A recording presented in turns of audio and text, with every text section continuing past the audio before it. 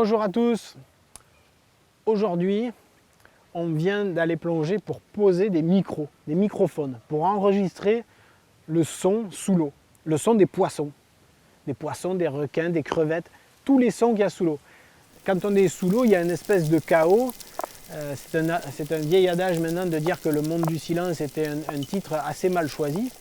C'est plutôt le monde de l'inaudible parce qu'on n'a pas nos oreilles finalement adaptées à entendre ce monde sous-marin. Pourtant, il fait beaucoup de bruit. Les animaux communiquent. Et du coup, ça m'a toujours un peu intrigué. De nos jours, il y a vraiment des spécialistes des sons des poissons. C'est une discipline finalement un peu nouvelle, un peu jeune.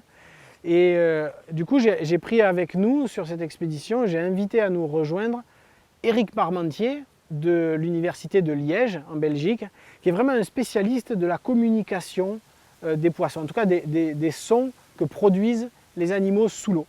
Et il est là pour essayer d'écouter. Alors, il est admis que les requins ne font pas de bruit. En tout cas, n'émettent pas de son. Par contre, ils font sans doute du bruit quand ils se déplacent, quand ils attrapent des proies, quand ils cassent du corail lors d'une chasse. Donc il y a ça aussi qui est intéressant à écouter. Et puis après, il y a tout le son des proies, le son des poissons qui réagissent à la présence des requins, qui réagissent à la présence de congénères. On sait par exemple que chez les mérous, grâce aux travaux d'Éric Parmentier, on sait que les mérous sont capables de plusieurs vocalises différentes.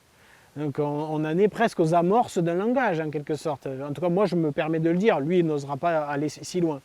Alors ça c'est le travail d'Éric qui est très fondamental sur comment les animaux communiquent par le son sous l'eau. Et puis après on a Damien Sonny qui est aussi un acousticien, mais c'est un autre type. Lui c'est un expert plus qu'un chercheur, c'est-à-dire qu'il est mandaté régulièrement pour aller par exemple grâce au son, grâce à des micros qu'il va mettre en particulier dans des rivières, connaître la quantité de poissons, la diversité des poissons présents dans un cours d'eau, dans un fleuve.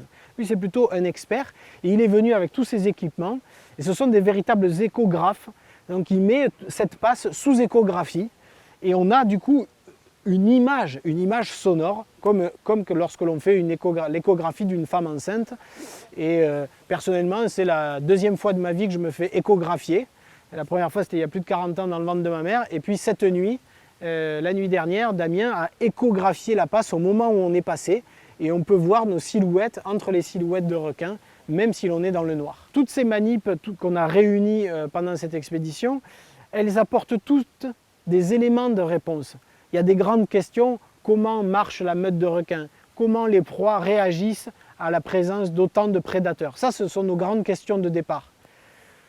Eh ben, il faut plein de méthodes. C'est comme un puzzle qu'il faut rassembler. Damien, avec son échographe, m'apporte une certaine réponse. Éric, avec sa compréhension des sons des poissons, m'en apporte d'autres.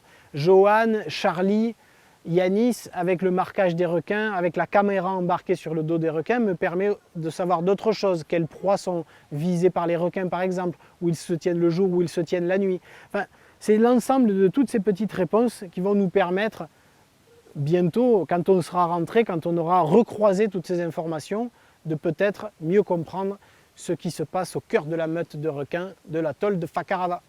Salut, à demain!